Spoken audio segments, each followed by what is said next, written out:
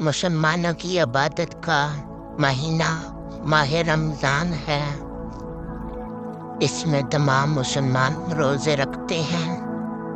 امی میں نے کتاب میں پڑھا ہے ماہ رمضان کا مہینہ عبادت کا ہے، میں روزے رکھوں گا۔ جو بیٹا آج ماہ رمضان کا چاند نکل آئے گا اور صبح روزہ ہوگا۔ پاپا وہ دیکھیں ماہ رمضان کا چاند نظر آ گیا ہے، میں بھی صبح روزہ رکھوں گا۔ آج میرا روزہ ہے، رات کو امی افطاری بنائے گی، مزے مزے سے میں کھاؤں گا۔ بیٹا افطاری کا ٹائم ہو گیا ہے، آپ کو افطاری کی نیت آتی ہے؟ جی پاپا مجھے افطاری کی دعا آتی ہے، سناؤں؟